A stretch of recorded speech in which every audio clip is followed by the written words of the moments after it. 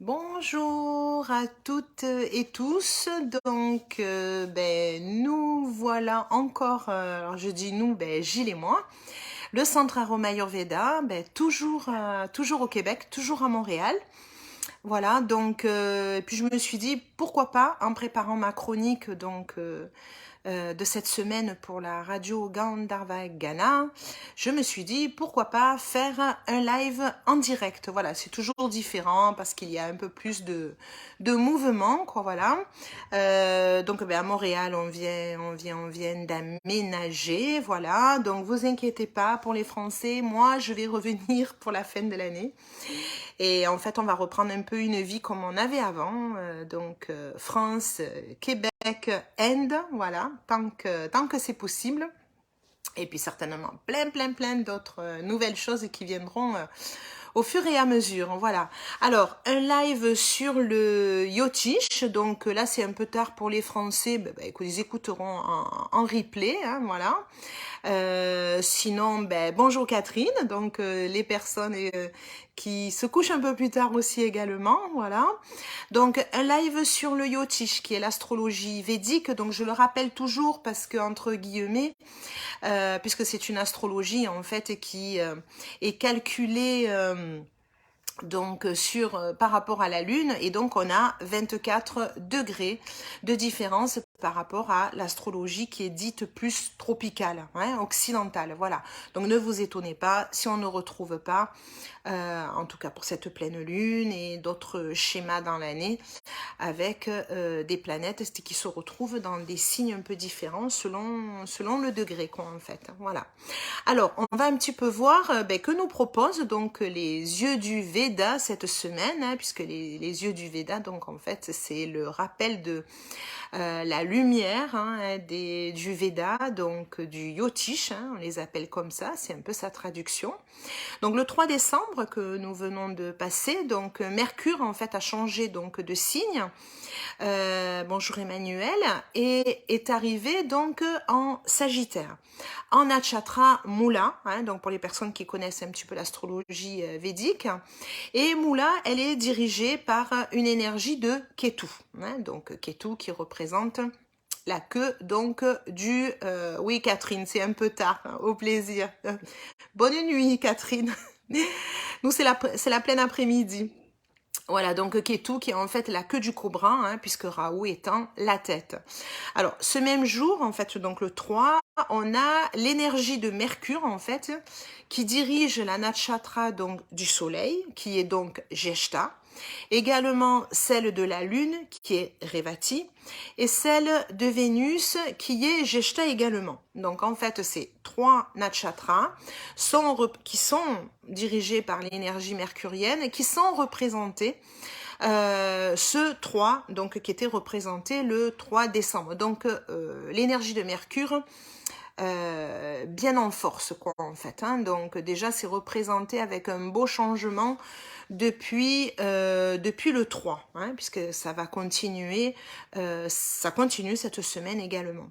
Alors, Mercure, il s'exprime fortement donc dans l'étude qui est faite, hein, que je fais à partir des données de la France, Marseille, et à 5 heures du mat. Voilà, je me suis calée à 5 heures du mat. Pourquoi?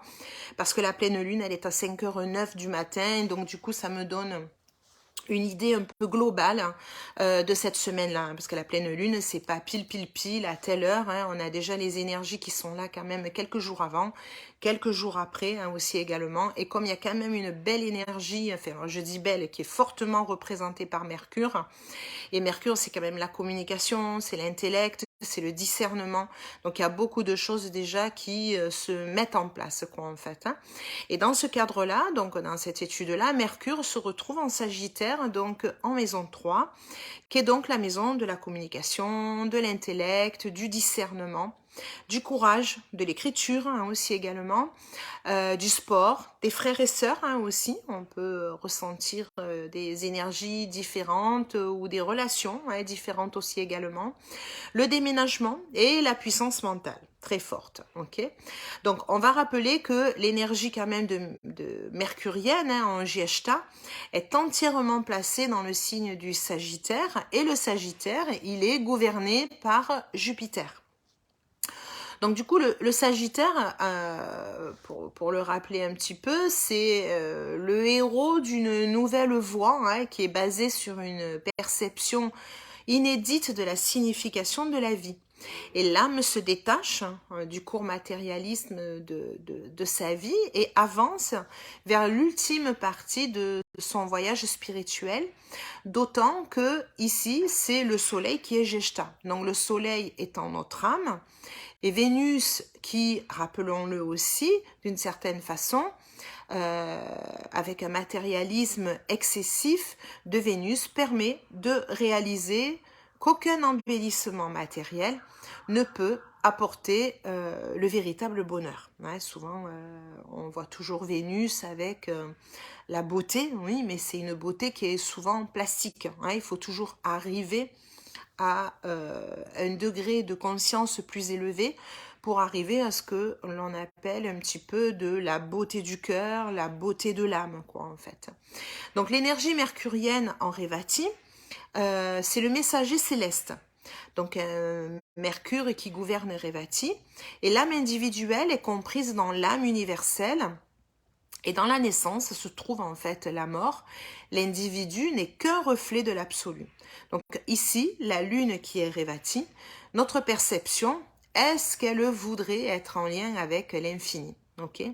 Est-ce qu'éventuellement elle veut percevoir le côté subtil, intime, mystérieux des choses aussi également. Hein, voilà, ça c'est pour nous donner un petit peu l'image de ces différentes, j'allais dire définitions de Mercure hein, au travers donc de ces planètes qui sont dans différents signes, mais avec par leur nakshatra en fait une énergie qui est mercurienne.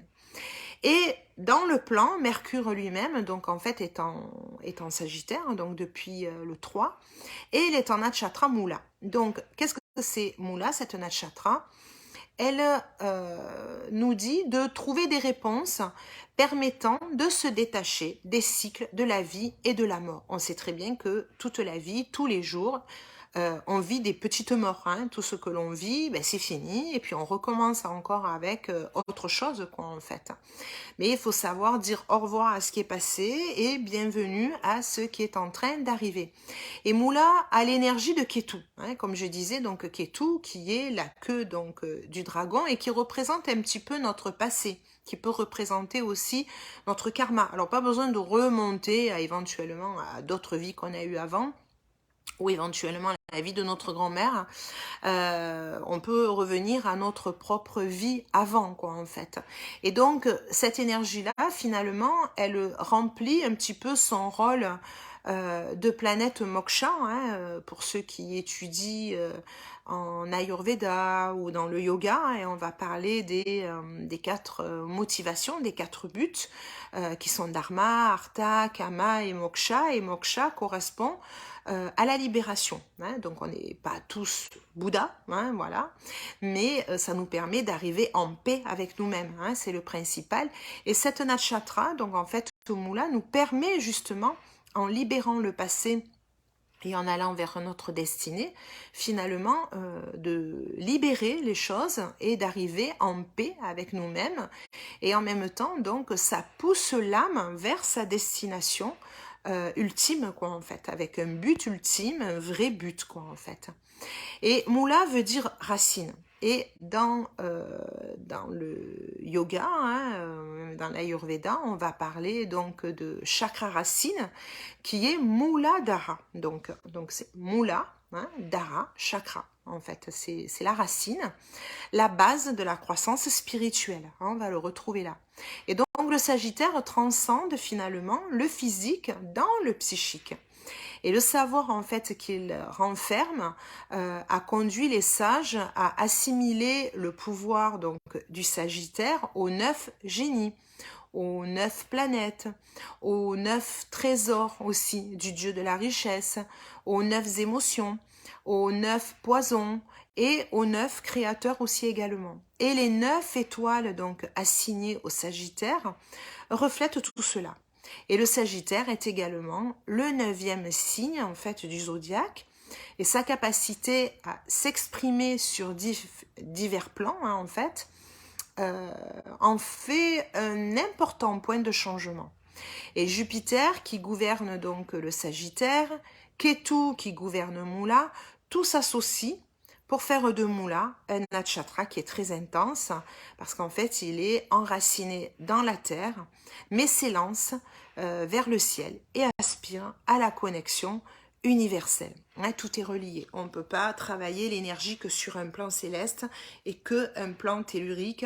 Il faut qu'il y ait justement cette énergie qui tourne, qui part du céleste, qui va vers le tellurique et qui fait toute une boucle. C'est pareil quand on travaille donc le pranayama, pareil, on va prendre l'énergie du bas et on va la remonter et elle va redescendre et c'est ainsi qu'elle va tout nettoyer.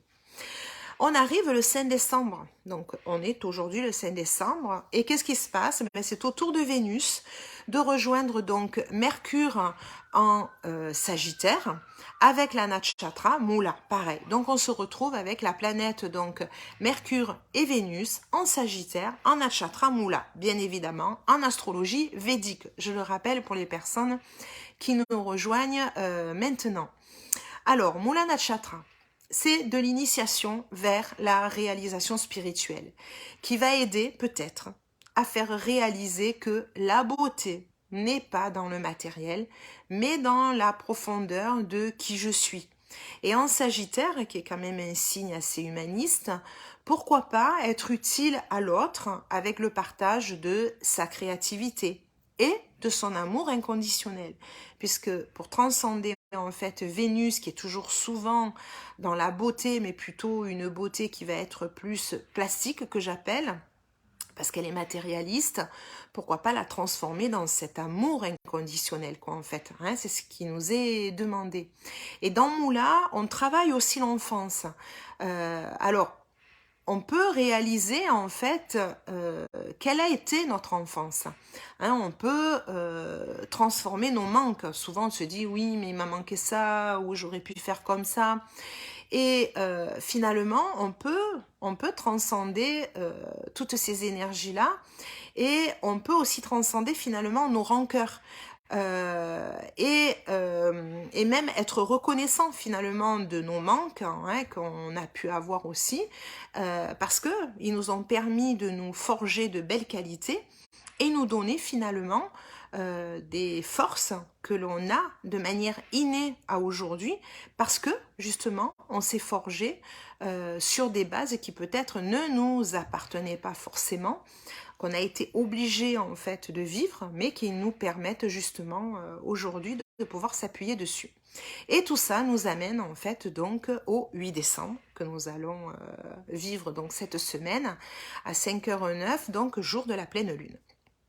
Alors en astrologie védique, on va avoir la lune en taureau, signe de l'ordre, de la terre, de l'alimentation, et qui sera donc en maison 8, la maison aussi donc de la maîtrise de soi, de l'héritage, de la transformation, de la recherche aussi, et elle sera en conjonction, les mêmes degrés, 21 degrés et quelques, en conjonction avec la planète Mars qui est toujours rétrograde, donc une planète qui est rétrograde, c'est pas qu'elle recule, mais c'est point de vue de la Terre, on a l'impression en fait qu'elle recule et du coup elle est encore plus forte.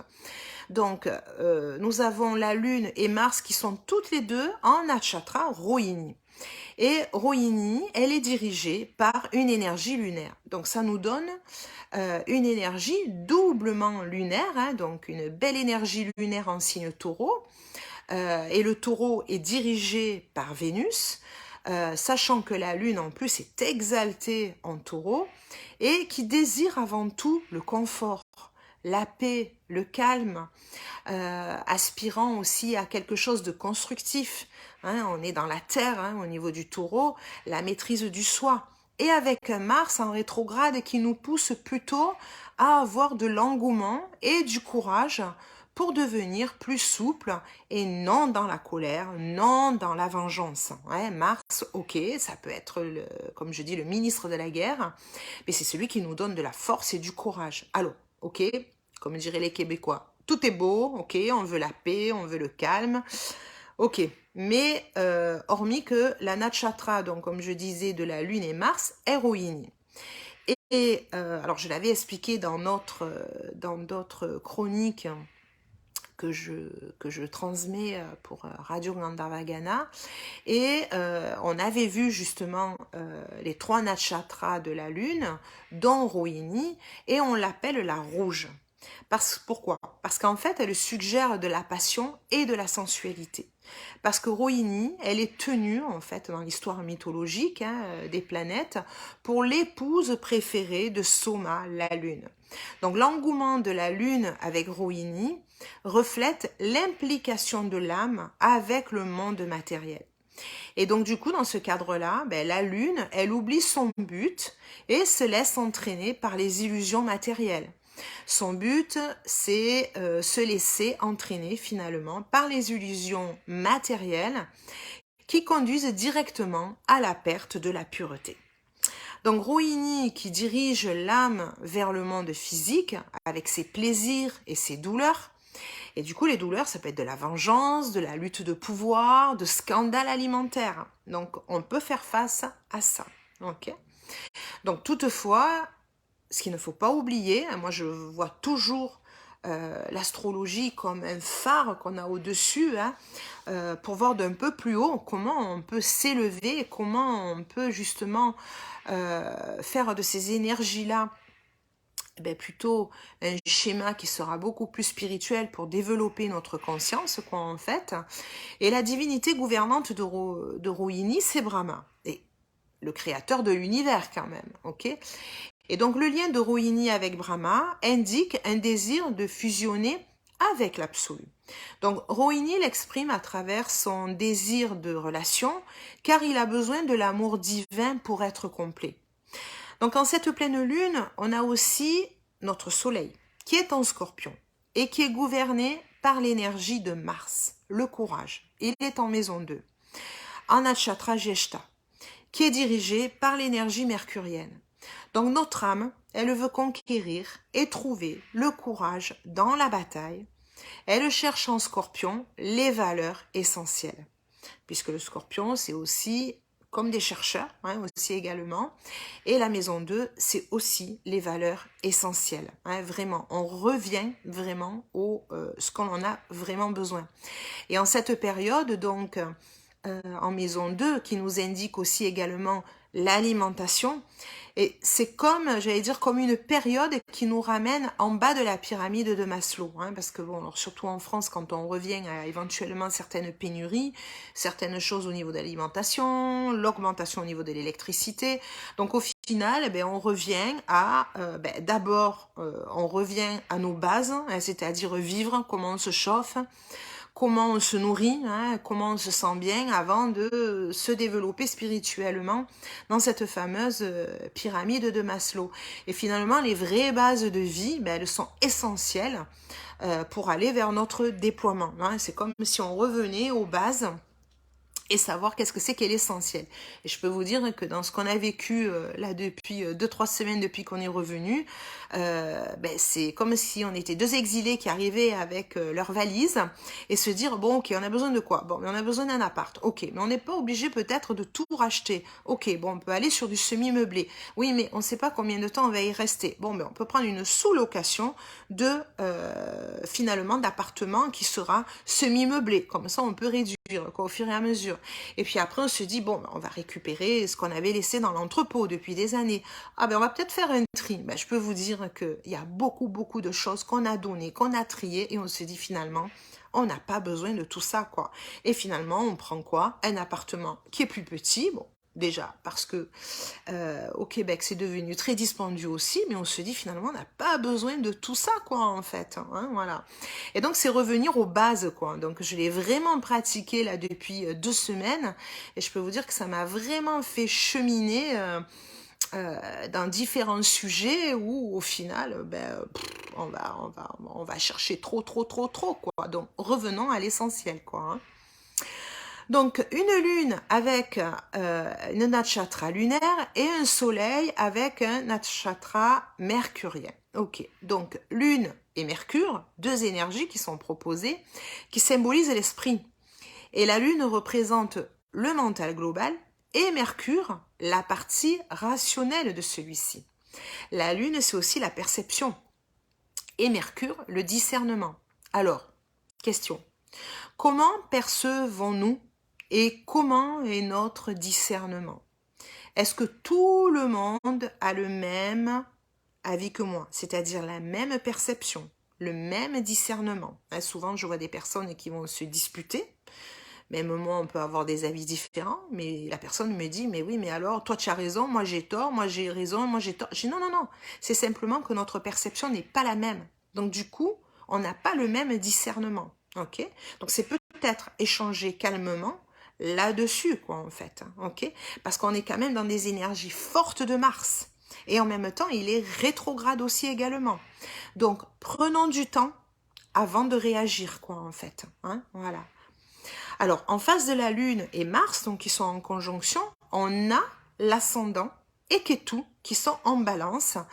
Énergie aussi de Vénus, hein, puisque nous avons Taureau qui est dirigé par Vénus et nous avons la balance en bas qui est dirigée aussi par l'énergie vénusienne aussi.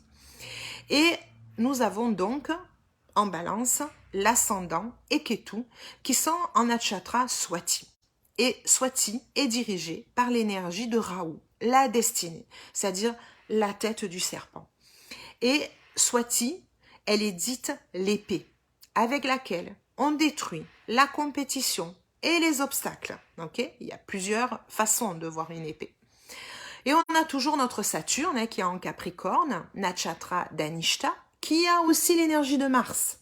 Et lui, il aspecte aussi la Lune et Mars et donne encore l'ordre. Donc, vu le contexte de colère plus que sous-jacente, je peux vous dire que là, ça bombarde, le mot ordre, honnêtement, là, comme me disent certains Québécois, des fois que j'entends, ils disent, là, je suis plus capable. Voilà, j'entends ça. Là, maintenant, stop, là, ras-le-bol. Et je pense que là, ça passe plus. Hein, et certains, finalement, ils peuvent envoyer tout virevolter pour rester très poli, quoi, voilà, hein, parce que ça peut aller beaucoup plus loin. Donc c'est pour ça que essayons de garder notre calme, regardons bien la perception, le discernement, pour pas tout envoyer péter entre guillemets, hein, voilà, dans tous les sens aussi, parce que Mars est très costaud, ok. Et donc je dirais que notre attitude, notre façon de nous percevoir, sont souvent acquis par notre passé, par nos expériences. Alors, si on reprenait toutes nos bases, on les revisite et on ne garde que tout ce qui nous procure en fait de la paix, du calme, de la souplesse, ce qui est vraiment nécessaire. Et surtout, on va aller vers notre construction et notre maîtrise de soi. Là, dans ce qu'on a besoin maintenant, quoi, en fait. Ok? Tout le reste, pas besoin. Voilà. Pour moi, c'est ça le défi de cette pleine lune. Hein, voilà. Donc, écoutez, n'hésitez pas. Hein, donc, je le rappelle, toute mon analyse est faite par le Jyotish, qui est l'astrologie védique de l'Inde du Sud, puisque je suis spécialisée donc dans cette pratique-là. Donc, c'est une pratique qui est calculée par rapport à la Lune. Donc, on a 24 degrés de différence et ça nous donne vraiment de très belles informations puisqu'on travaille aussi avec les demeures lunaires qu'on appelle les nakshatras qui nous donnent beaucoup d'informations au niveau du subtil, quoi, en fait. Hein, voilà. Donc, pour l'instant, je suis donc au Québec jusqu'à la fin, jusqu'aux fêtes, quoi, en fait, voilà, puisqu'après moi, je reviens en France. Donc, n'hésitez pas, si à tout moment, vous avez envie d'avoir une consultation donc en astrologie védique, puisque là c'est de manière générale, mais quand on va regarder où sont placées nos planètes par rapport à notre plan donc de naissance que l'on dit, on va toujours faire un miroir en fait entre le plan général et notre propre plan aussi également, quoi, en fait, voilà, hein. Et effectivement, oui, Mélanie, c'est que même si ça bouge beaucoup, c'est justement en nous, qu'est-ce qu'on en fait, quoi, en fait. Voilà, on n'est pas obligé d'aller justement dans cette colère, parce que Mars, franchement, c'est la force, c'est le courage, c'est la détermination, et ça nous permet justement de nous donner encore plus de courage dans notre vraie construction, dans notre élan, hein, j'allais dire, de créativité. Et je pense qu'il faut se servir de ça, quoi, en fait, voilà.